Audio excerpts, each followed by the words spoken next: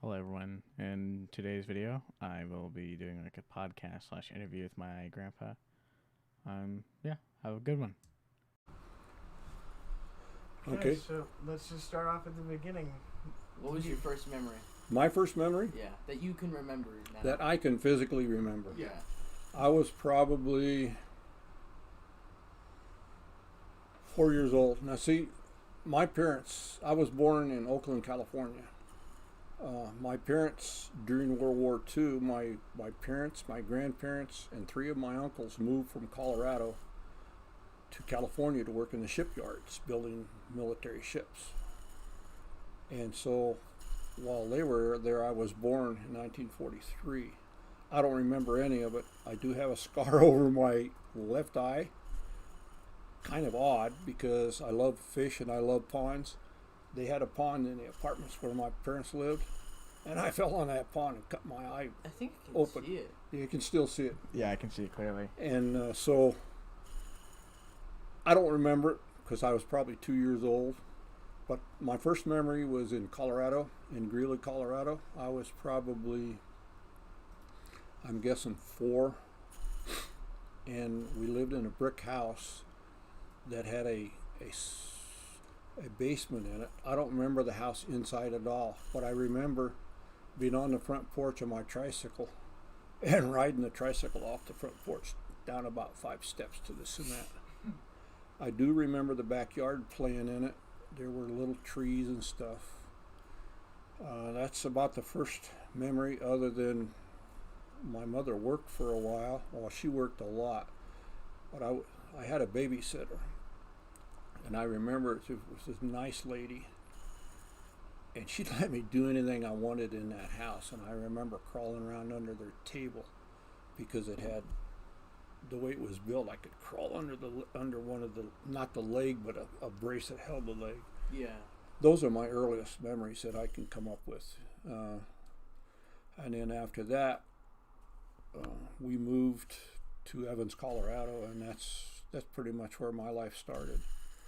And then I have lots of memories there. What was your first hobby? Would you say My first hobby?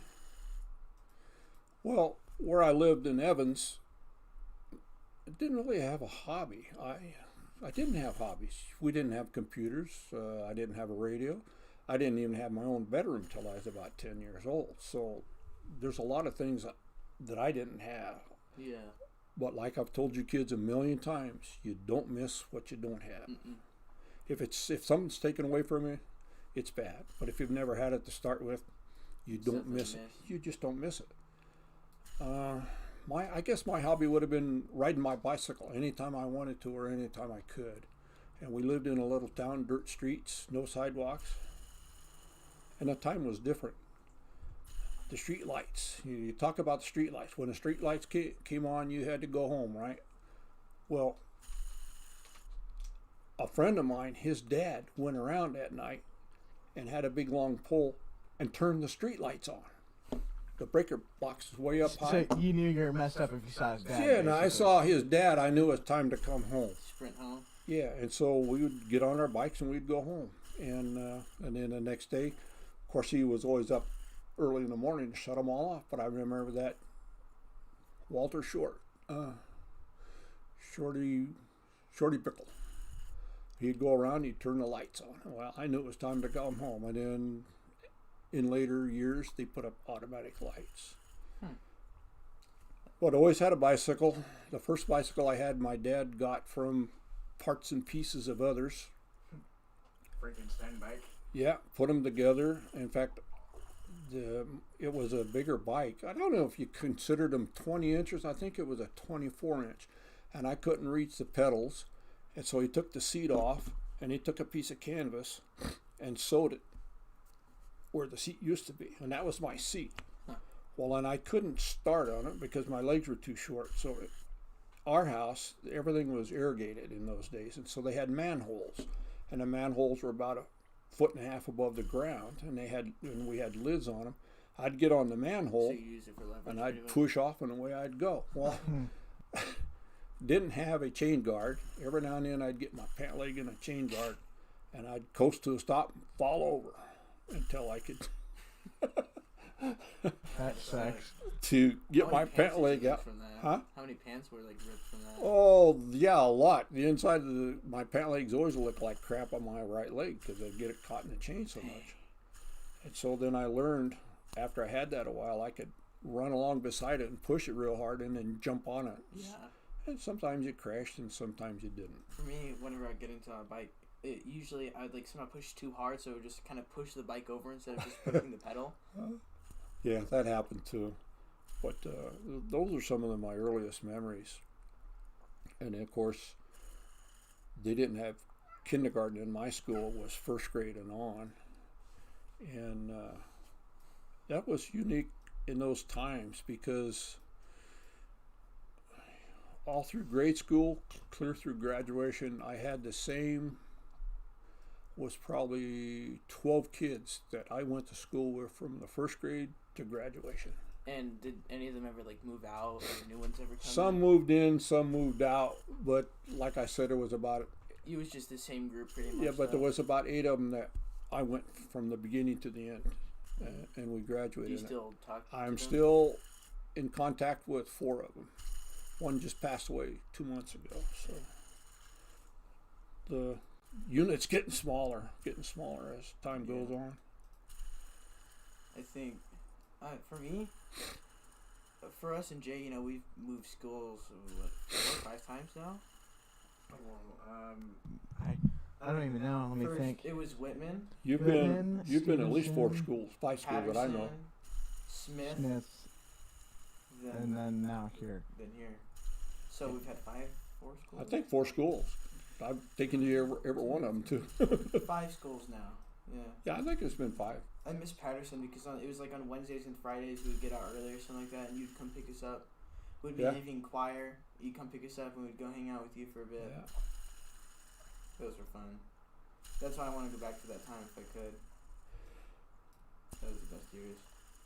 So growing up in Evans, like I said, my bicycle was my hobby or my life. The bicycle was everything.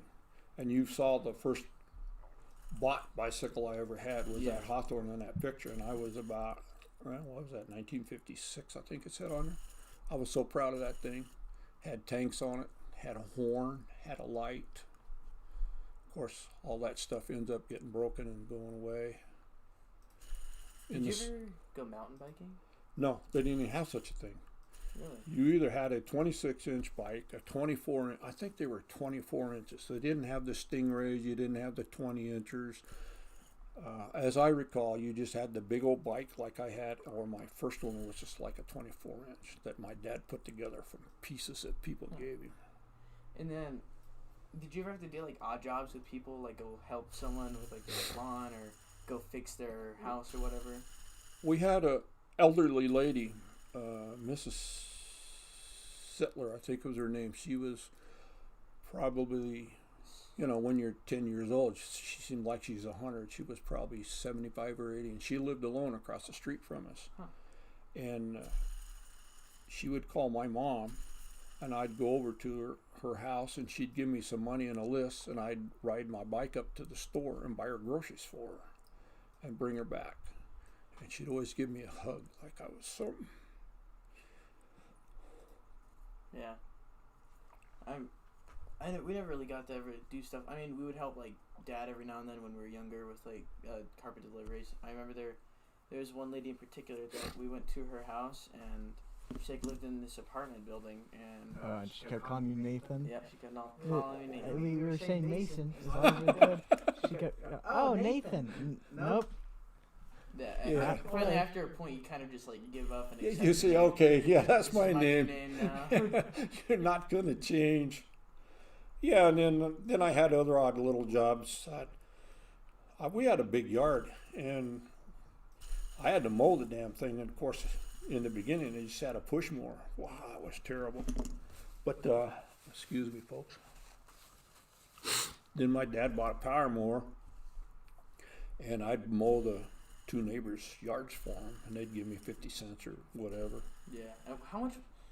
Like 50 cents now is like nothing. How like heavy did that feel back then? 50 Correct. cents was a lot of money because I could go down to store and I'd buy a big bottle of soda for a nickel. It's like $5 probably. Yeah, I would say it's close to that because I could buy a handful of candy, a nickel for a soda, penny candy. You get a lot of candy for 50 cents, and so you get that, and then you go splurge, and then you buy the bubble gum, bazooka bubble gum, and they had baseball cards in it. I just want to say sorry. I was tweaking with the camera. Oh, that's all right. I finally got it correct. So now everything's fine. So yeah. We still Keep going? going. Yeah, it was recording. It's just They're probably like watching everything now. just goes completely gray on the camera until the exposure. What sucks is with cameras, since the light's behind you, they look like these giant auras of light. But I finally gotten it. Mason, could you get up and turn off that lamp, please? The tall lamp. Tall lamp. Yeah. Just turn off the top part twice. Right. Twist right. Over right. It's hard to twist. Yeah. Okay, that looks so much better on the camera. Alright. Yes, you can keep going. So then, probably when I was about 13, we started being able in the summer ride our bicycles down the river. We'd spend the whole damn day down there, jumping off the bridge So- into the water. When did you meet Grandma? Like for the first time, you think? Well, your grandma has a different story than I do, but I didn't know her until I was in junior high. So what, 13, 14? 13, 14 years old, yeah. And I'd be walking to school. She was 2 years behind me, so I was in, I would have been in the 8th grade, 9th grade before she started junior high, the 7th, and I would see her, and I just thought she was it. And of course, we both dated other people until Yeah. we got. And then you guys just... You're like the first serious relationship, Yes. and then you end up being the last serious relationship. Yeah, the only serious. Do you remember your first relationship then? Well, is it a relationship or do you just, Just the first chick that you quote unquote dated. More or less, you're just more like better friends than normal people. You hung out a little bit more often. Yeah. I didn't really a lot because until I had my car, my bicycle was my life, and so everything evolved around that through the 6th grade. I didn't have a girl. Like walked away a little. Right. And so, yeah, I didn't really have any girlfriends because I was too busy having fun. Like I said, after school, us guys would get together. In those days, marbles was a big deal. Marbles. Always walked around with a bag of marbles in my pocket all through the first 6 years of school. I had a very big collection of marbles by the time I I was remember, we've seen your marbles before. and that's only there are 3 huge.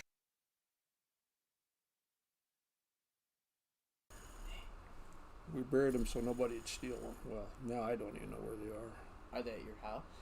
They're in my or at my old house in Evans somewhere, in the basement. The basement didn't have a cement floor; it was dirt, and so we dug down in the sand and buried them. And You could just never find them before you left. I never looked for them. Well, you grow up, you go to high school, you forget about this, you forget about that. And out of nowhere, Then just take a train. well, yeah, and then when we got married, I went into the Marine Corps. Of course, that's a different story. After the Marine Corps, I'm going, you know what? I'm going to try to find those marbles. And I dug and I dug and I dug. And the only thing we can figure out is, obviously, in the summer, the water table would rise. And I think that was why there was sand in the thing.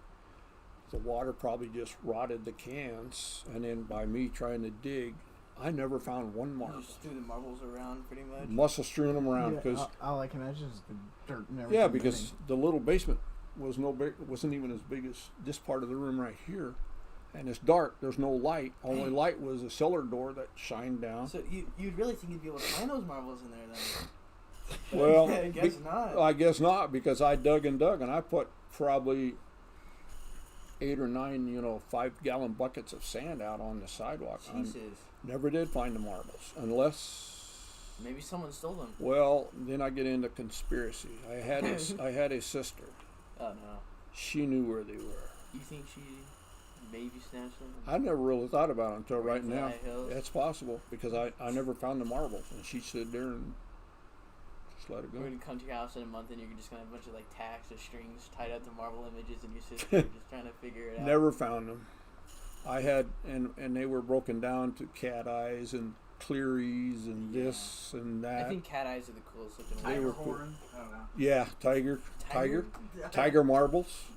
There Who was knows? in those days there were all kinds of names for them, and I had some of everything. You know, you ever play with toys? Like, We had lots of toys. That was another thing. The advantage of having a dirt road. We would lucky. Role play, like trucks driving on the dirt road. We had gravel outside or we carpet inside. It was in. yeah, we'd take a hole, we'd go out in the middle of the street or on the side of the street, make little roads, and I had a truck and trailer. It was about this long. We ended up tying strings on it with a stick, so we didn't have to crawl around on our knees anymore. Ingenuity, man. Drive around pull those trucks around in the road. The strings ever snap or something? You have to Well, get once in a creative. while, but what the heck, we had a million feet of string to do that with. Yeah. So we would do that. And then I got a wagon. Of course, my dad was racing stock cars, and so the wagons became our stock cars. And we'd make a big old oval out in the dirt, out in the middle of the street, and we would race each other around with those wagons and crash into each other and fall over like, we were like our dads. Scrape knees. Yeah, lots of scraped knees. I got more scraped knees on my first bicycle That than was the anything. worst pain. I mean, I pretty Yeah, much it had hurts. everywhere 'cause the Gravel gets in your knee. It Yeah, hurts. you know it's bad when we were kids and you'd play in like the sand area at school. It's not like a sandbox. You're just running in pure sand by swings. There's kids coming at you like this with their feet in the air because they're swinging. You know? It's like World War II. It's like the movie 1917 where the guys just running across the steps were falling down. Dude, the amount of scraped knees I've had sand inside of the Or cuts, it's At unbearable. do you ever jump out of swing sets when you're younger? Oh yeah, we I'm used like, to do you that would all the time. soar, If the fly. impact on your legs is like, Well, we used to have competitions. My dad built a real big swing set in our yard, and we would swing as high as we could and see who could jump the farthest, or then we would see who could jump the highest. And that all depends on where you jumped out of the. I feel like The if amount of you jump velocity. directly up, Yeah. then it's not going to go as high as if you're No, jumping. well, you time it, and you get to a point, you jump out, and you're almost going straight up and straight down, and you're not 3 feet from the swing. I'd puke. And then the others are seeing who could go the farthest. I think the farthest is probably better than the highest because the highest you have so One much thing- Well, airtime. you go at probably at 45 degrees and then jump out. Yeah, you reach like maximum velocity though when you're trying to go to the highest. As soon as you come back, that's gonna hurt. That just reminded me of something. One of my favorite things to do in PE when we were in elementary school was the ropes. The big, massive ropes that you could climb up, and I could. The climbing was the worst part. The most fun part is swinging. Yeah, you I would don't jump know from about one the side of the room to the other. I remember I could always do the Spider-Man hang. I could always jump up. I know for a fact I could still do that thing. So I could do it better now. My shirt would fall off and all I the mean, fat I'd have balls to would go take back. my phone out of my pocket so it doesn't fly out and battery comes out of it. But I could get up there and I could just hold on to that. I could hold one hand, just kind of swing on, not my feet. Can't do my feet. Can't do that yet. And then I could just kind of hang like that. My head would be all red afterwards because it filled with blood. I'd be You'd lightheaded be like a as cherry crap. tomato. Our schools didn't have anything inside. We had swings, great big high slides, merry-go-rounds, monkey bars. So did you have those terrible those really, Terrible. They were cool. the They- metal slides? Yeah, about 15 feet high, and you did know. about 4 Piping dips. hot during the summer, Yeah. freezing cold during the Dude, winter. those are the worst things. And if you're wearing shorts and your leg gets caught, Well, see, in There was Colorado, always it a didn't lip get that somewhere. hot, but then we would steal But it would get cold. wax paper out of our mom's house, out of our wax paper, and take them down and So you could, take them like, to slide school with down us, really and then fast. slide fast. Some kids would put gravel on it and dirt, but that wax paper worked the best of anything. Really? Yeah, it could go pretty good. You ever get water on there? Try that. No, I never tried water because we didn't have any way to get it to the slide. Yeah, So- then, like, you'd have to use have your- one kid dump a bucket or something of water. I mean, if you slowly start getting Sketchily, enough rickety spit in climb your that mouth, ladder. you could do it. Slowly getting up and just. Well, but then now you got a mess on your butt. Yeah, unless you brought an extra pair of clothes or something. What, just so you can do that one thing? Just that one time, just to see, can you slide down fast? You ever No. go down belly first? Oh, lots of times. I remember our slides that we had. There was a few kinds of slides, and one of them were these tall slides you climb up, and they were swirly slides. And Oh, we never had those. we would climb those slides. I mean, you would go inside it and you Oh, stand yeah. up like a hamster in those big like cages you see with all those tubes everywhere. You go fast. Then a kid would come down and kick you right in the head. All that static electricity in there because it's a funnel. So when you come, your hair's standing up. Everything metal you touch is gonna zap you harder than you. They hadn't invented those things yet. And then we also had like monkey bars that absolutely no kids would use. Right, they would just kind of sit on the sides of them, so you want to kick them off, so you could actually go use it. No, we would use ours. Or we had these big like monkey bar things that were like they looked like rocket ships almost. Oh, yeah. And they had like rings around, and then they had like bars on insides, and you could just kind of climb to Swing the top. around. And it felt like it was really tall, but nah, it's not that tall. It's probably only like 10 feet. It seems like a long ways when you're little, huh? When you're really little, Sure yeah. does. I remember I heard stories of kids that would have like those plants. Did you ever like honeysuckles or something like that? No, You not that I remember. You ever dabble and get a little nectar? I never did. No, never did. We had like these like lime trees at our school, and the kids would eat the leaves. Oh, really? Yeah. Didn't do no good. Our trees were 100-year-old elm trees. You couldn't get up in them. You We get had a these leaf. massive trees out there, and they were so big. But a storm we had a few years back, just before 6th grade, took 2 of them out. No, it was the story they were cutting them down. During the storm time, though? Yeah. Just- No, just- seems- Okay, well, in my defense, it looked like that storm ripped that tree out. No, trees are a lot And stronger I than remember that. one of these trees, the roots was like kind of shaped like a bowl. So all these kids would gather and just put water in there. Like the way you would do it is you would fill up your mouth with a bunch of water from the. Yep. Yeah, that's too much work. The cauldron that was the That's tree. too much work. Because kids from other grades from different lunches would also do it. So it was like a collective thing across the entire campus where you would spit water in there, throw some dirt, some sticks, or whatever, mix it around, and then just leave it there. You know, I feel like every school, no matter the time period, had that one kid that got in trouble for like standing by a tree and peeing. Just in broad daylight, just peeing during recess. I feel like I peed during lunch once, but I don't think I did. I'm not sure. I peed in the bathroom during lunch. I've never peed outside. This is I remember cool. one time I got in trouble because it was back at Whitman. I was only in kindergarten. I don't know. I got so like I was in so terrible trouble for doing this. There was like probably 20 kids at each water fountain. So I went into the bathroom and I just started out of the sink, and I was getting in trouble for it. There was no kids in the bathroom. It was just 2 kids in there. I didn't like that school. Like in the early days, the firemen carrying their buckets from here to there, and you taking your spit to fill up the tree stump. So, I know so in high school, was it still the same school you went to in grade school? No, grade school 1 through 6 was an old 2-story brick building, and then our high school was new. It was almost new when I went to it, and it was on Well, the it's other still relatively new about now. 2 miles from the grade school, and so it was a completely different school. And we went to that school 7 through 12. And when I was about 12, maybe 13, I started working.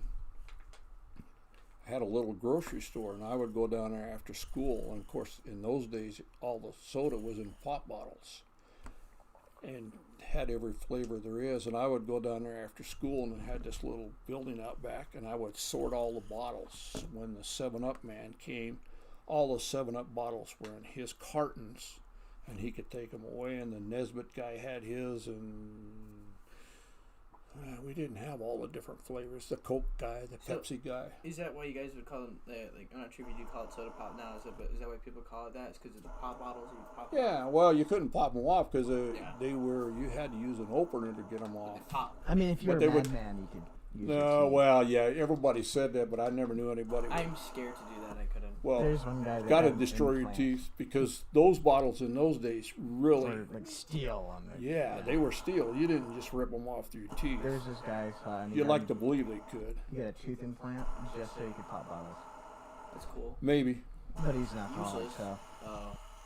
And so I would do that, and then he would have me restock the shelves. And then he got to where I could, he'd let me grind the ground beef for him. And I'd be there in the back room standing on a stool because I was still small or short. I was probably 13, 14 then. How often did you ever cook? You ever cooked before? Nope, never cooked. I hate cooking. I enjoy it. I think it's kind of fun. I when I say I hate, I'd never Yeah. wanted to and never had the desire to learn how or because my mom fixed everything and then of course Yeah. grandma always fixed everything and I just never did. I don't even like the barbecue stuff. I kind of like cooking because it's cool when you see all the, like, you have a full onion, you got raw beef, you got some ingredients over here, and then you can just make something out of that. But And then eat it in 10 minutes after you spent 2 hours making it. when I It's become really like cool. a And then you dad- have to clean it And then up. you have to clean it up. when I become a dad, I want to get a smoker. I want to smoke like ribs. I've never cared for smoked meat. Neither have I. I alligator. don't know why. I just had this weird. I want to rub mustard on ribs as a binder and put Dano's spicy seasoning. Pop, pop, pop. Well, all but over then it. you don't have to smoke it. You can still just barbecue it. Yeah. Yeah, but smoking. Smoking straight up, put stuff on the throw. It's like the most dad thing you could do. It's like the dad of the dad that barbecues. It's smoking. You think so? It's because it's more lazy than barbecuing. You don't have Yeah. to flip it. You just put it in there, set it, and forget it. Set You it, just sit out there. You go, every now and then to smell the smoked apple wood or I don't know cherry wood, whatever it is, whatever it be. Yeah, maybe. I always wanted to like use a wok. Throw that food around. You see it fly everywhere, but it's gonna fly Do over this. the kitchen. See if it lands back in the skillet. So, when you worked at Northrop, were there any days where you loved your job and then you like the next day you like hate it? I never really hated any of the jobs I had when growing up. Like I said, even going down there after school and doing that, and then when still in high school, once I was 16, I got a job working at a gas station on weekends and after school, and I'd drive up there. And in those days, it was full service, and I would be out on the island, filling their gas tank. While the gas tank was filling, I would open the hood, I would check their oil, I'd check the water, wash their windshields, ask them if they needed anything else, and then they'd So- pay me, and I'd go in and do the cash register. Like gas stations were a little bit more hands-on back then. Completely hands-on. Yeah, what the guy pulled in there was full service. He pulled in there, and just like the old commercials, you put the gas in it. You'll have them pop the hood. You check the oil, check the water, make sure everything's tight. Put the hood down, wash the windows. By then, the gas done filling up. They pay you. You go and make the change, bring it out to them, and they're on their way. And I did that for 2 summers, and then. Did that for 2 summers, and then after that, when did I work for the state? Grandma's grandpa got me a job one summer right out of high school it was. And I would go there on Saturdays. Me and another guy'd get in a truck,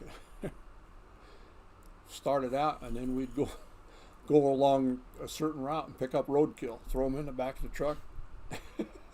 You asked. Yummers.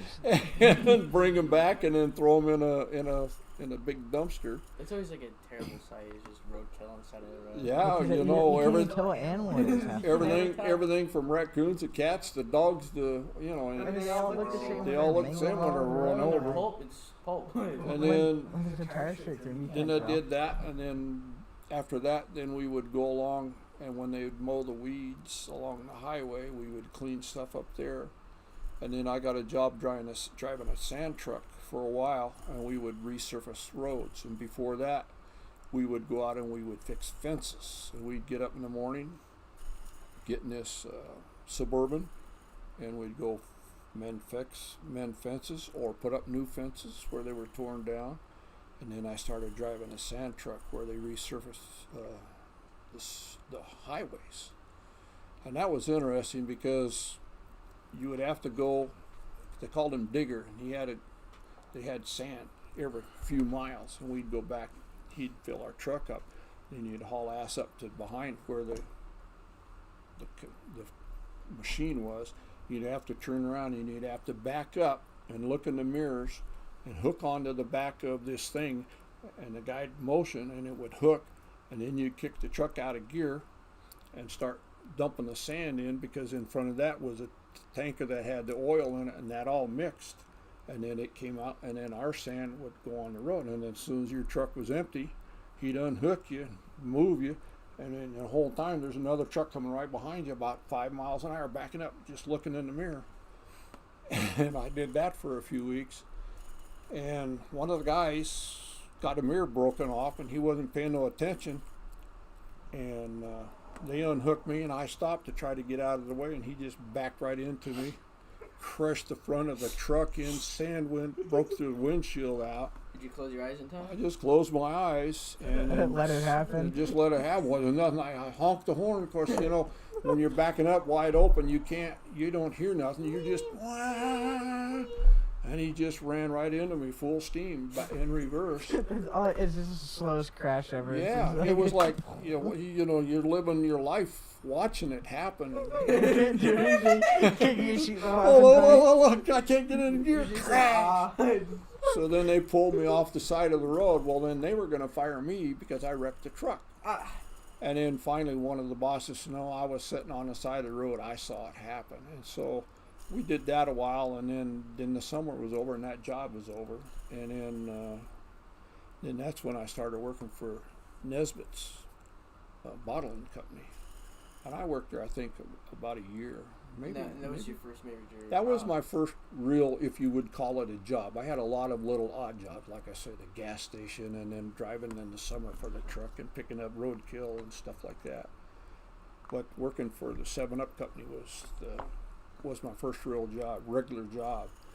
I started out unloading trucks and then sorting bottles there, and then I would have to move the full bottles back so when the trucks came in they could load their trucks. Well, then I advanced to where I was taking the bottles and putting them in this machine. You have to take them out of the cartons and put them in this machine, and the machine went through caustic soda and washed them and rinsed them and cleaned them, and then they fell on a cycle and went through the room over, and that's where they were filled. And I did that for a long time, and then I got to be able to go in and when they were bottling it, checking the bottles. And in those days, you didn't have a line of 5,000 bottles going through and a computer looking at it to see if there was anything in it. You had to drag 4 bottles over this, like a fluorescent light in there, and it had the cutout shaped like the bottle. And when you dumped it, well, then the juice or the flavoring and the carbonated water would mix, and you would look for impurities in the bottle, and you'd put them in a carton. And the one thing I always liked about it, they made cream soda. One of the flavors of Nesbitt's was cream soda. And the old guy that mixed it, I liked the vanilla extract. And whenever I was there and he was mixing it, I'd ask him to add extra vanilla in the brew. And then, so then when we bottled it, then I'd buy a whole bunch of that and take that home because I loved the extra vanilla. So someone else out there is like, oh my god, this is perfect. I love vanilla. Oh, I love vanilla. This is great. They get it next week. Oh wait, what happened? Well, he already mixed it. I wasn't there yet to have him put extra vanilla in it. So then, would that soda be sold to your town and other towns? Yeah. It's cool. And then when the trucks would come in, and we'd be done bottling by the end of the day, and then we'd go back in the back, and we'd take all the bottles off and load and help the truckers load their bottles back up for the next morning. When you were making like the soda, you ever think about like where it was going to and all that? You ever think about like the families? Well, what do you mean? When I asked for extra vanilla, I didn't care. Or just like when you're setting up, it always interests me whenever people are like making stuff and who's buying it. Well, you do, because you know that in that town, you know some people that are buying it in your town. In our town, because a lot of it was going to Evans, where the little store I'd worked for 3 years, sorting the bottles. Now I'm filling them, and so, yeah, you have a connection there.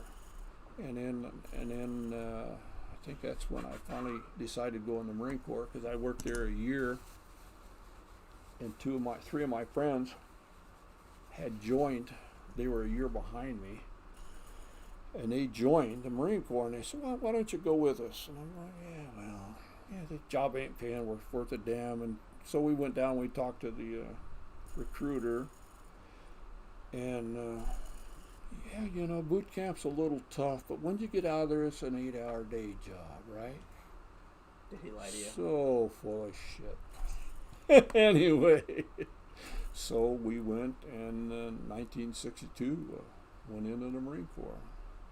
First time I'd ever been on an airplane. First time I'd have been farther than 100 miles from home. Flew to San Diego. Were you really homesick at first? Yeah, you could call it that. I get like really bad cabin fever. I'm gonna say that it was probably a big culture shock when you got there. Absolute culture shock, because Jaw when we left, we were cool. My buddy smoked. I didn't smoke. He had his cigarettes rolled up in his sleeve, like in those days in the 50s, in the 60s, and we're cool. And we get there, and we all got long hair, and we think we're cool. And, yeah, this is going to be no big deal. Did you see the ocean when you got there? No, all I saw was, oh my God, what did I get into? We get off the airplane, somebody meets us there, we get on a bus, we go over to the base, which is only in San Diego, just a few miles around. So, the I'm airport. assuming you're relatively close to the beach. I had a cousin that lived in Long Beach at the time, because he was in the Navy. And so, for I'll go back to start in the Marine Corps. We get there about 11 o'clock at night. They start screaming and yelling and calling you all kinds of names, and you jump out and you're going, no big deal. And wasn't it to like break you at first, and then Wasn't it what? to break you and then like build you back They break up? you down as far as they can, and then they build you up to what you need to be doing. So what happens if they were to get someone that's disciplined but just one break?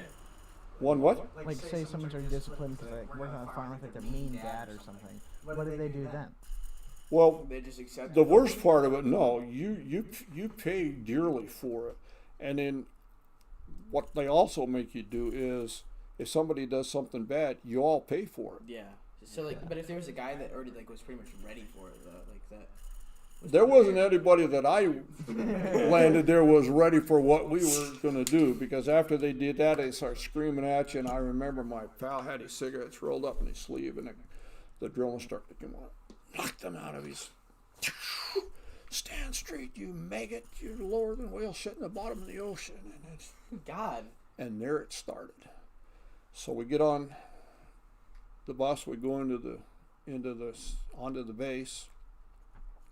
The first thing they do is you have to fill out these forms, and you have to sign a thing and write to your mother and father that you got there safely, and and then you have to sign that in case I die, all of this will go to so and so, and you have to fill out all these forms.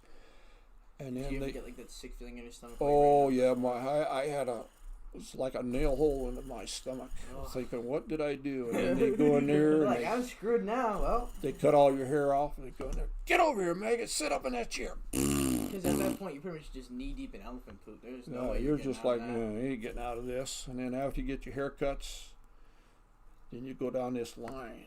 Hurry up, hurry up, hurry up. And they're passing out your shorts and your this and your uniform and your utilities and your boots. And what size do you wear? I don't know, sir. I just buy, my mom buys tennis shoes. God damn it, I want to know what size you wear. And then it begins. And it was probably 3 o'clock in the morning before we got through with all that. They made us shower. Was it a cold shower? No, actually it was close. It was decent showers if you like showering with 75 other scared kids Everyone's just in a naked great and big afraid. room. Naked and Yeah, afraid, naked and that's afraid. You know, there's about 15 showers, and you're taking your turns getting under the shower and getting clean, and then you go to the rack. And of course, by then it's probably, as I recall, 3 o'clock in the morning, and you're laying there trying to sleep, and there ain't no way you're going to go to sleep, and you hear kids crying. Oh, God, you're right. I'm assuming that you didn't laugh at them. You didn't. Like, Never laugh, because you're like, because you're right there. With I'm them. right there with you, and I'm feeling as bad as you are, man. What the hell did So, I get into? But it was just really just terrible because of the people like just degrading you. Well, it was constant degrading for the first 3 months. God, 3 months? 2 months. For first 2 months, because it was. No, A about week the, is already enough. Okay, about the first 6 weeks was terrible, because there was 8 weeks, and then we went to Camp Pendleton where we actually started learning stuff. So, like, in Full Metal Jacket, the guy's calling them a bunch of names that you can't say now. Did they do that to you, too? Oh, yeah. In Full Metal Jacket, see, I was before then, So it was even worse. and so it was worse. Was there any guys that kind of snapped like? Yeah, we had Kyle. several that got undesirable discharges. Yeah, some scary people. Just absolutely petrified, and they would just freak out. You'd snap. And then so in boot camp, then every afternoon we would have they would call us out, and that was another thing. The mess hall was just not horrible. You had to march in there. Everything was absolute unison, and that's just the way it is. And I look back at it now, and I see why it has to be. You would have the whole platoon come in there. You would go to the table, and you'd stand at attention, and he would go, ready, seat.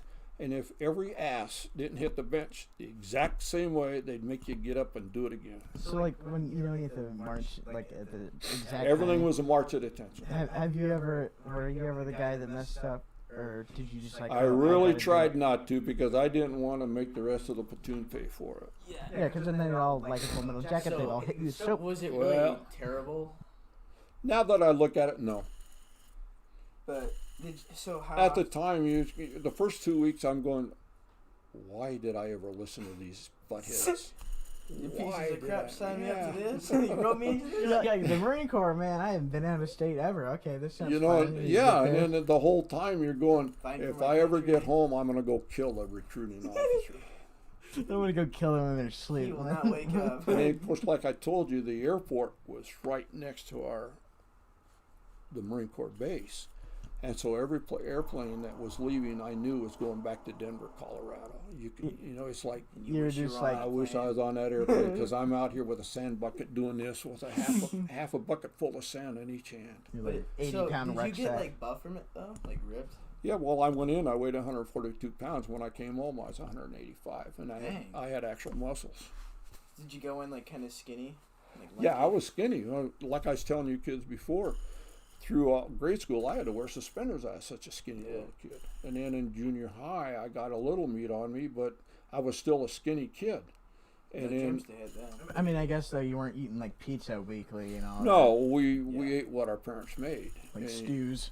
So you Stews. guys, you ate pretty healthy though. I'm we assuming. actually ate healthy. Yeah, I wasn't skinny well, I was skinny, but But not like dangerously skinny. no, not dangerously skinny. I was healthy. Yeah. Well, except I had the heart problem ever since I was a little kid, and nobody ever recognized it, Yeah. and I wouldn't tell my parents. I think that's the worst thing that I always do. If I ever notice a pain, I just don't tell Just, anyone. yeah, I'm gonna keep silent. Like I always say, I'd rather be happy and oblivious than sad and scared and knowing. Like if the pain for me, if it lasts longer than like 45 minutes, then it's a problem. But Well, mine wasn't the pain; my heart would just take off, it's terrifying.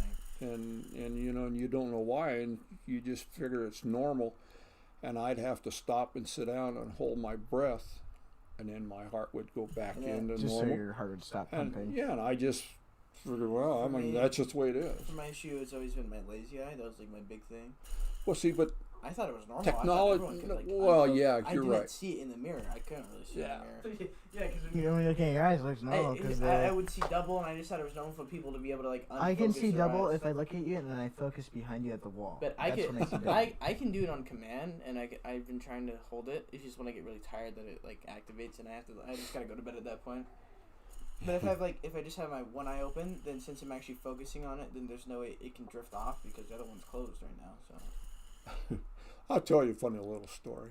When I was about, oh God, I'm trying to remember, 13, maybe, I had to have a nose operation, a rhinoplasty, because my nose, a septum, my nose, the cartilage had closed off my nostril. I couldn't breathe very Oh. well. And so I had that surgery, and they packed about 900 feet of gauze up there after they did it. And then you pull it out. And then somebody. after 2 days in the hospital, they come in there and they go. Anyway, so It's like a magician with those. yeah, exactly. Cut out the of silk scarf, right? Only it was gauze, and It was I'm going. covered in blood and They mucus. stuffed all of that in my nose. Well, anyway, so then it was still bent, and it's still bent to this day. And of course, I got it broke once in a fight, but anyway, so I gotta hear about that in a bit. I was ashamed of my bent nose, and so every day I would get up and I'd put tape on this side of my nose and tape it to my cheek, thinking that would make any difference. Didn't work. It didn't work. I mean, maybe if you had someone punch you, like. Yeah, I got hit. Recorrect your nose. I got hit. But anyway, yeah. So that was a funny little story in my life where I thought I'd straighten my nose out after the surgery, and it didn't happen. And then I had to have another surgery again in the Marine Corps for the same thing. So I went through that twice. Oh, I feel like military surgery is like the worst thing. Like it. I'm sure they put you out and they did it. You know, better the now. surgery was It's not no like a different. prison surgery or No, anything. yeah, the surgery in the Marine Corps is no different than in the hospital when I was Yeah. a kid. They put you out. No, actually, they don't put you out for that surgery. I Oh. forgot about it. They just kind of squirt stuff up in there and numb it, and then they take the little chisel and they just chisel and break the cartilage loose. But I feel like you can still feel it. I feel like Yeah, you can. You can feel all the pressure. Because what it's doing is every time he taps it with a hammer, you think it's a 12-pound sludge, and your head goes like that, and you can feel the vibration. And in if it. it's only on the outside of the cartilage, once he starts breaking in there, I feel like it's gonna start. Well, yeah, and then after they Those kind are of the chisel it, guys. then it ain't quite done, and so they tear it, and you can. It doesn't. Ugh. You asked. You can feel it, You like, wanted pop this off. on here, and then they'd pop it off, and then they would shave it down and put it back in, and then they'd tap your God. nose again. That's Yeah, terrible. that I feel. I don't know. It's So like I puking. want to change the subject now. Go ahead. Camping. Do you like? I've been wanting You to like ask camping, yeah. Everyone Everyone likes likes camping. What was your? Okay, I want to ask this first. Ugh. What was your worst experience about camping? Camping? Like, what's some bull crap? Well, like in the flat Marine tire? Corps, that was the worst camping you ever had in your world. Okay, but- I mean, yeah. I mean, have you ever been driving somewhere like when mom was little or something, and it's just like the worst thing ever? Everything's just not going well. The car's breaking down. The house is just on fire. or something. Well, let me see. I Dude have flying to. over I it. have to think about that.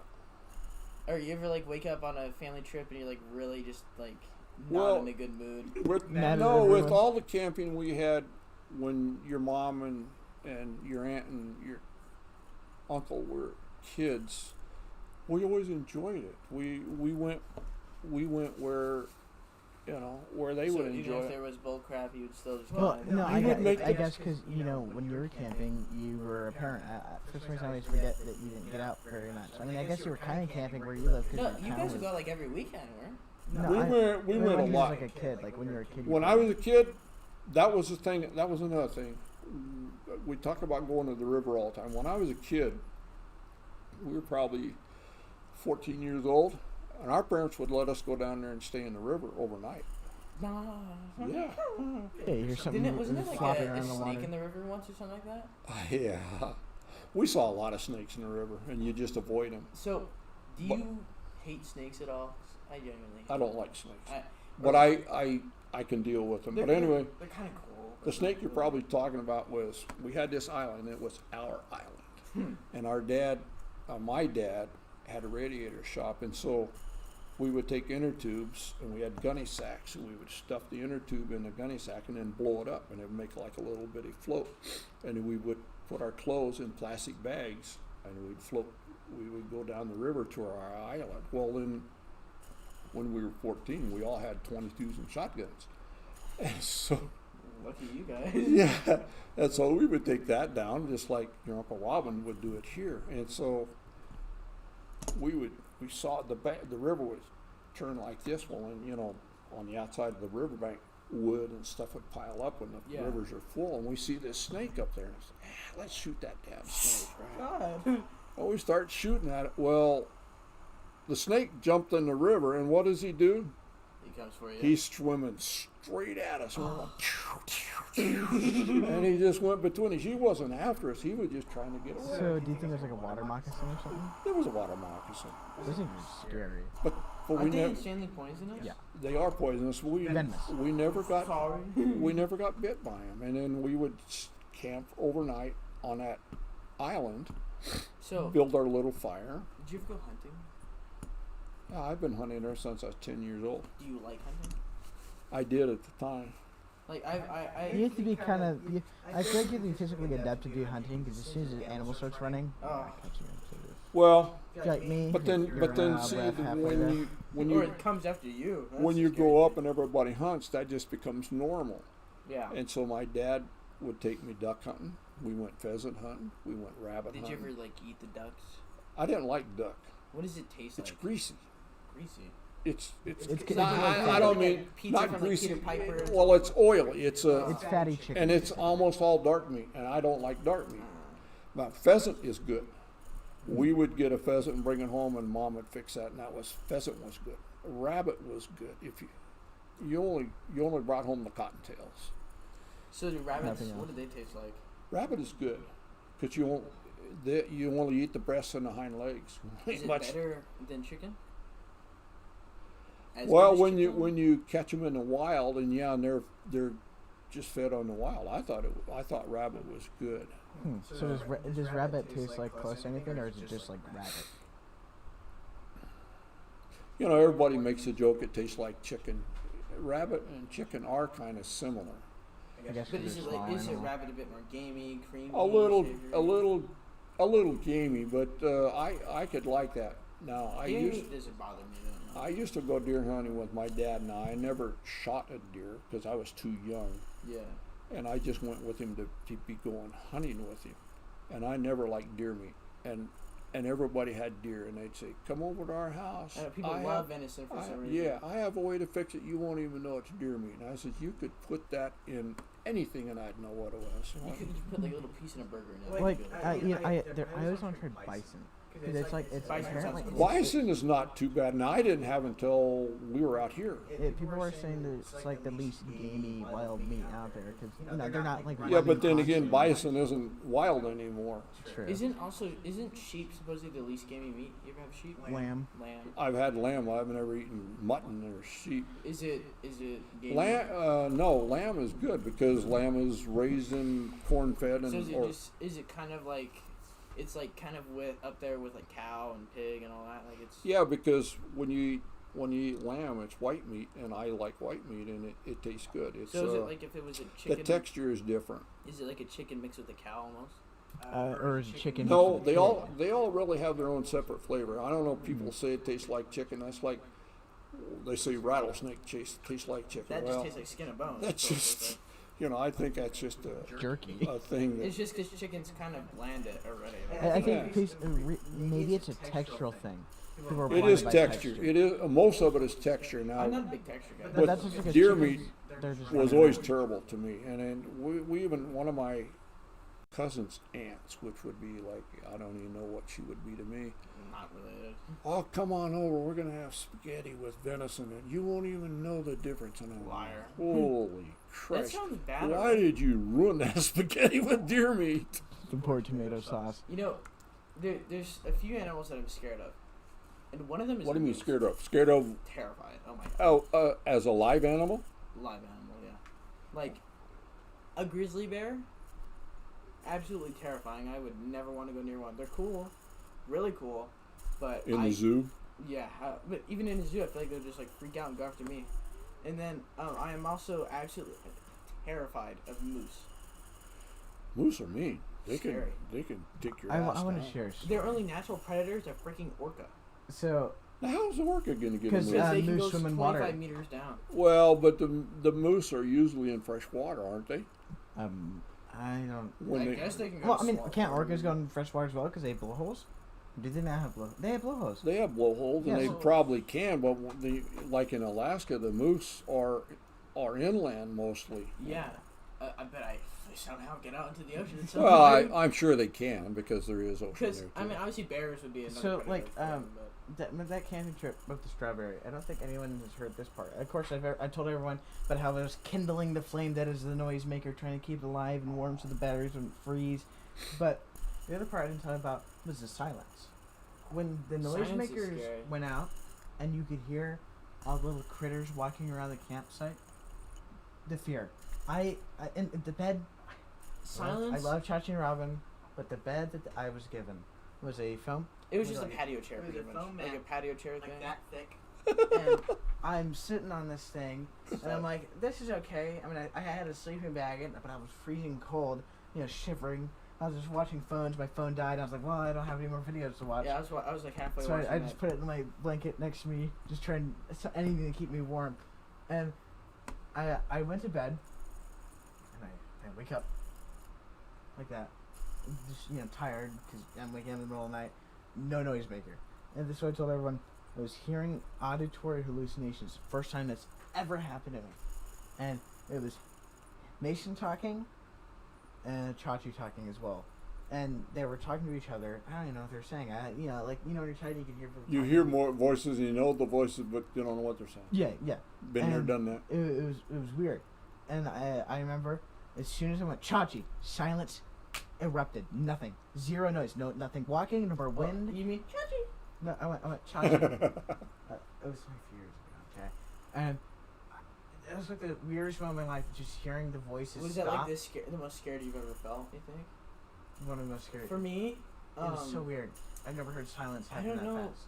What was my scariest moment? Camping, when you're camping like alone by yourself in a tent on a trailer. That's never really bothered me. You asked me about camping, Yeah. right? One year, we went up the coast. We were going to, we weren't going up all the way up the coast. There was 2 families or 3 families.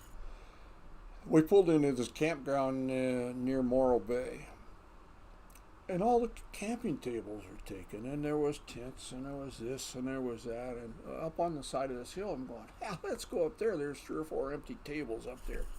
And we get up there, and we start unloading stuff, and I see a rattlesnake, and another one, and another one. And I'm going, let's get the hell out of here, because it was on the side of a hill, and there was sagebrush and stuff, and that hill was, if you will, it was a pack of rattlesnakes. We saw probably, I don't know, your mom might remember better than me. Did you probably 8 or 9 or 10 rattlesnakes just in that little area. When you saw them, did you ever get like that sick feeling in your stomach? No, because we just left them alone, put stuff back in there. You know what's weird is there's places like that, like in the middle of the forest. Oh yeah, there's swarms of snakes. Or packs there's an island where there's like snake pits. There's an island where there's a snake every 9 feet. So anyway, that was one of the camps that we didn't like. Well, then we finally found a place down lower. And then one time we were taking the kids to Washington to meet where my grandparents and I had been as a kid. And we stopped at this, it was in Oregon, I don't remember where. Anyway, so we let the 3 kids out, and they're running around, and it's kind of foggy, because it was almost dark by the time we stopped. And Grandma and I are setting up the tent and everything, and the 2 girls are over here playing by this tree, and we had the tent set up, and your grandma went to go get the girls, and your mom and Chachi were playing with these bugs, and they were centipedes. No. and Grandma go, pow, both with their hands, and knocked them out of there. They didn't know, because they were only, I don't know, 5 or 6 years old. After that colony of ants bit me, I hated bugs. Oh my god. Centipedes are awful. Centipedes are some of the scariest bugs you'll ever see. I figured out what my scariest. Well, because they were little, they didn't know the difference. They were playing with them. And there was swarms of them under the tree. So for me, it was when I was going in to get that surgery over the summer. I was so terrified. Like, my legs were shaking. What, you mean because of surgery? Anytime you go in for surgery, anybody says they're not scared is lying to you. I at first I wasn't scared, but then when I got in there, I was like shaking like really bad. I think that's the normal. scariest part. And my heart was pounding, and the when they put the IV in my hand, then when they drugged me, I felt calm because I passed out. For me, the only scary Give me part- more That of was that. like the scariest 5 minutes of my life. Needles. Nope. Like, I'm not scared of needles as I am, just more or less people having control over my body. Like, Well, yeah, because you're in their hands, Take my kid. kidneys. Do whatever you must. No. Just have.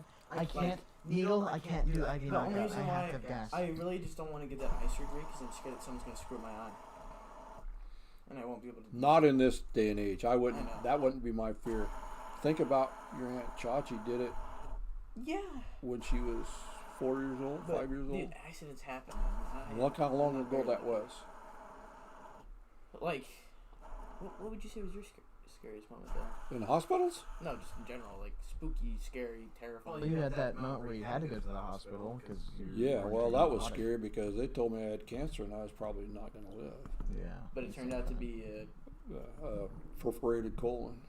for me. It was appendicitis. That's what I had when I went to septic. That is dangerous. Deadly, very deadly. It is. I think when you hit me in the eye with the pickaxe, or the time that I got hit by the broken basket in the back of Mom's truck, because they had to put like a cloth over my eye. I don't know what they were doing. Yeah, you don't understand And why. they were holding me down. Everyone was holding me down, and they were putting stuff in my eyeball, and they were sewing my eyelid. I remember closed. also something really scary was we were like 9 or 10.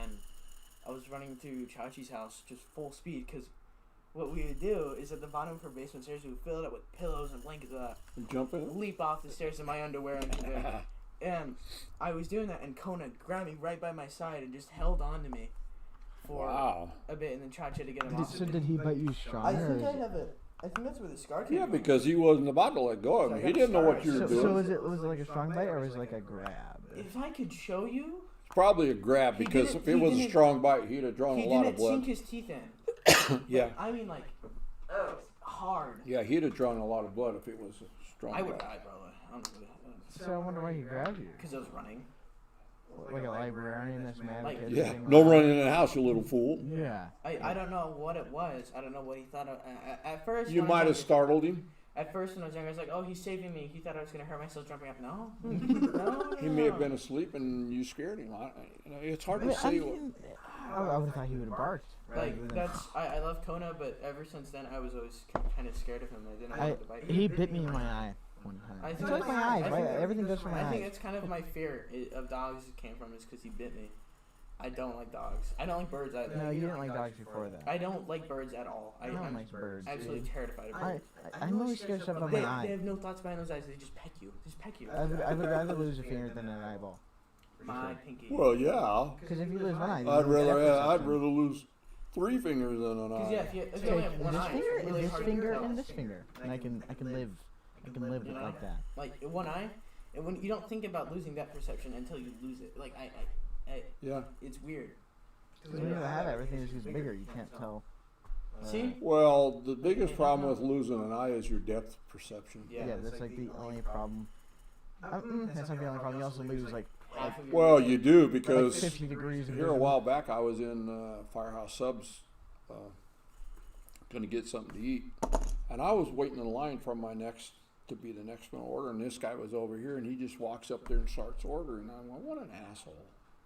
And then he turned around, and he said, "Oh, I'm sorry," and he couldn't see out of that eye, so he had no idea I was over here on this side of his nose. So yeah, that's things that you think about, or well, you don't think about until it happens to you. Yeah. Or losing a foot. I'm not ready to lose a foot. I don't know if I could. Cause we have technology now where you can get a fake leg, but What, a fake eye? I don't know about like just. I can't lose my body. If I lose a part, I feel like I'm a freak out. You know, I'm scared for the day that one of my fingernails or toenails falls off. Dude, oxidized like Has fresh that ever happened to skin. you? You know, You you guys too much imagination. Your fingernails aren't going to fall off. Has Oh, they has that ever happened to you? like What? one So, time. like your nail breaks or whatever, it's like half of it's just hanging out. This toe right here. Only because I Yeah. caught it on Like my something. pinky toe, back when we were younger, we were swimming in Chachi's pool. The nails would just come off because we hit it really hard. Yeah, I stubbed my toe really hard when being a cover over one time, and it was on the exercise bike in there, and my entire toe turned black. I've torn them off at work. Thank God it did not fall. I think Fingernails. I You ever get would have frostbite? been so upset. Yeah, that was another thing. Went hunting with my dad, Oh, nerve damage from that. for sure. and that could be where some of it started because we were traipsing through probably 2 feet of snow. And of course, I'm a little kid, and I got my boots on, and I'm getting cold, but I'm not going to tell my dad, and and it wasn't even daylight yet, and Was it beautiful out though? I feel like it oh, it was pretty. You know, as a little kid, it's neat. Yeah. And so I got so cold, and my feet didn't even hurt anymore. But I couldn't walk, and so my dad carried me back to the car. We had only had an old 40 Chevy, and he got in there and we started the car up, and he turned the heater on. Well, that made my feet hurt terrible. That was the most pain as a kid I had. So then he got out and he would rub snow on my feet, and that would make it quit hurting. And he finally got me warmed up, and then I was all right.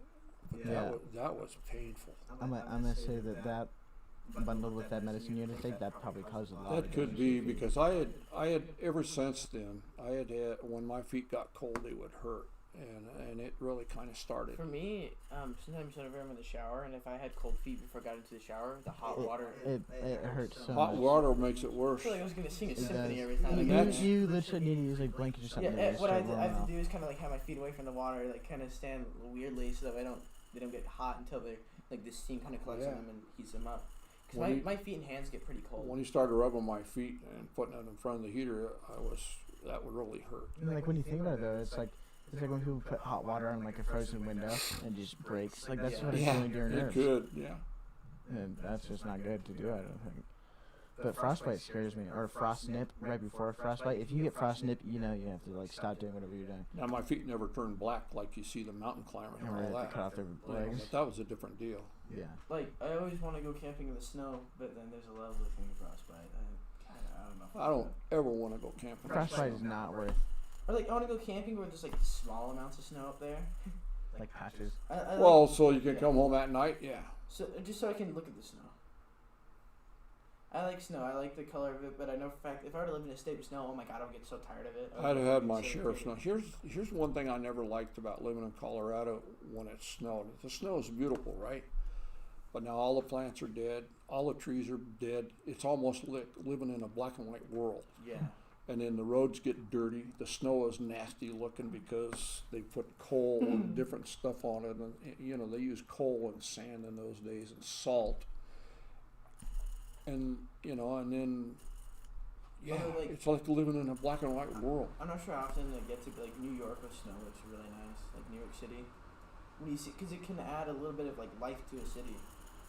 A little. Not a lot. Well, if you like the snow, but again, if you don't like the snow, I don't give a damn how beautiful it is.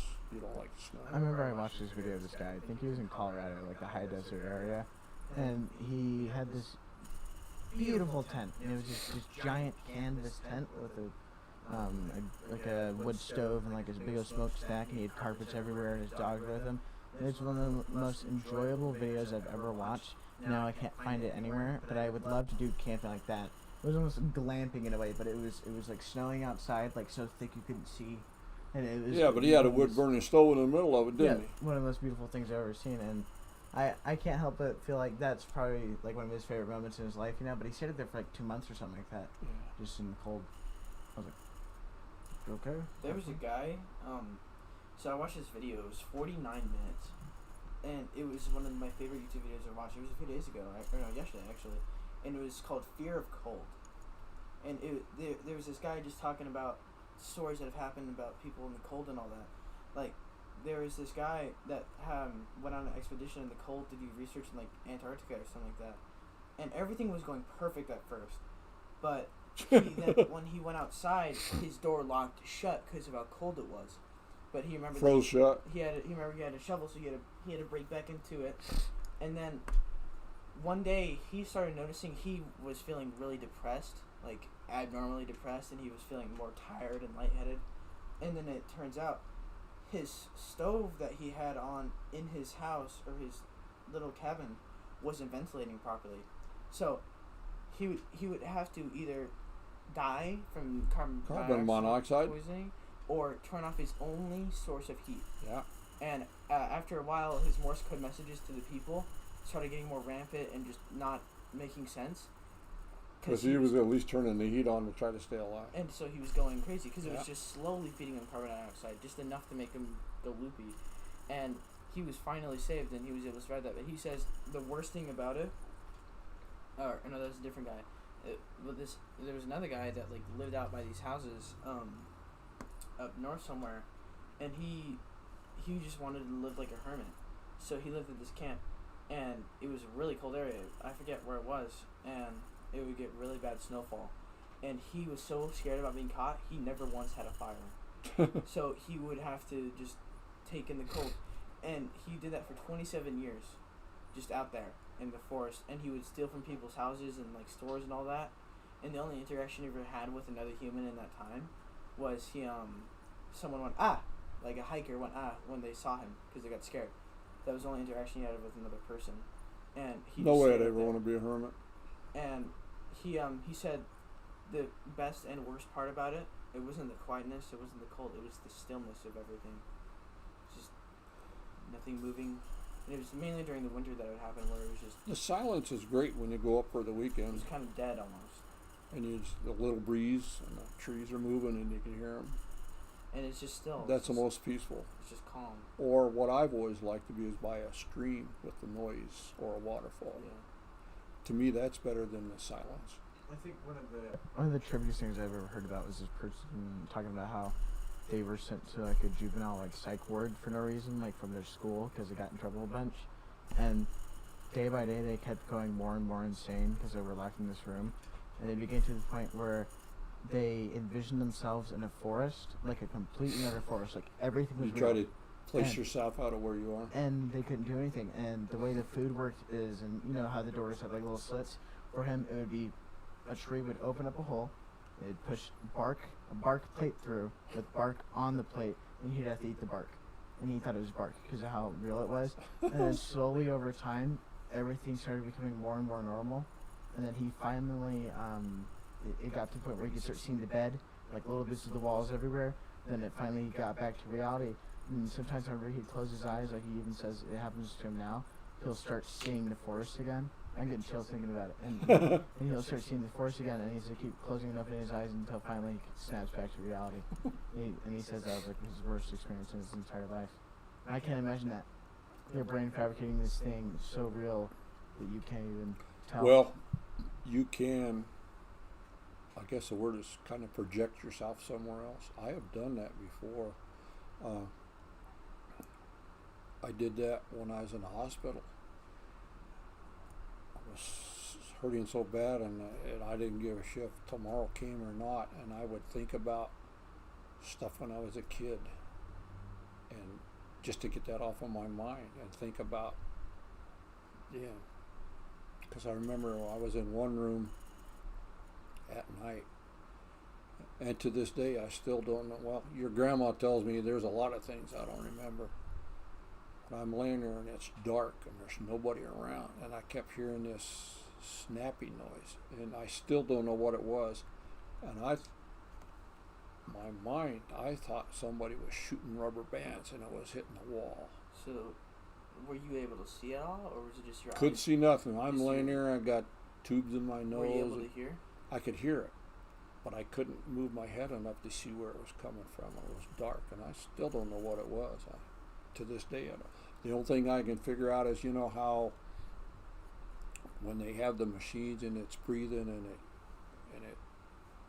like pulses and it changes sound.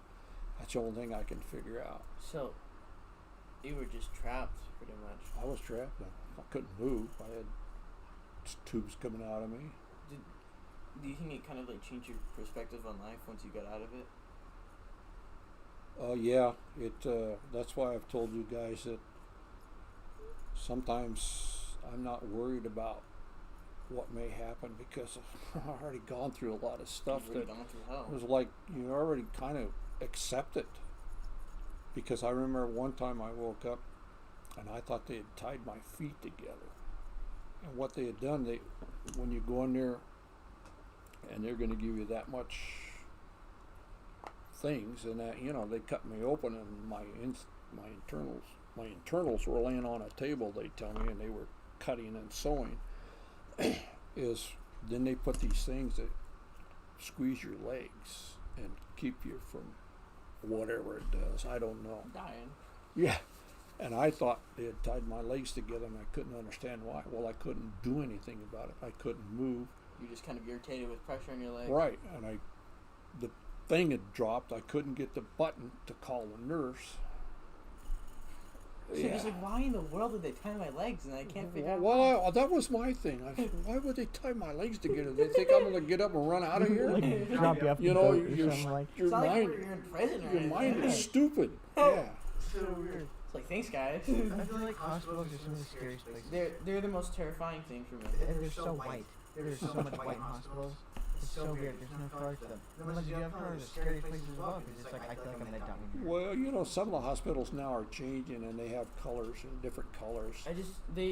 Or like hospitals have that nasty like lime green color with cars pictures everywhere. You know what it is? I think it's just the feeling of sterileness. Well, I've been in enough hospitals, so I've seen a lot of different hospitals. But you know what I mean? There's just that feeling in there that you get. But there's no hospital you want to come back to. It's almost dread. Well, it all depends how sick you are. Yeah. You get dread at a hospital. That's what. When I had appendicitis, if I were to have that now, I think it would be my worst experience of my life. But No. when I was younger, it was fun for me because everyone was there, and I was only there for a week. Thank God. Well, yeah, and then of course, When you're younger, you you didn't should know be- what. Another thing was, you didn't know what to expect. And I didn't know I didn't know if I was gonna die or not. I didn't care. I just Well, thought I you got didn't sick. care. Your mom's telling you you'll be all right, and so you're I was accepting alright. that. But now, if you had an And I'm like, appendicitis, hell no, I'm not alright. I'm dead. if I'm all right, why am I in here? Like when I was there, I only really saw the good things. But now, oh my God, it'd be like if someone were to just like lock me up in prison and then, like throw me some games to play or something. It doesn't make it any better. It just tries to distract you from the main fact that I was really sick and I could have died. Hey everyone, this is Editing Jay. This is the end of the video. I cut the rest out because we were talking about like catheters, and I didn't really feel like posting that on YouTube. Basically, it was pretty fun experience. I got to talk to my grandpa for a while. I'd do it again. I think I want to do it again with more family members though. So, yeah, have a good one.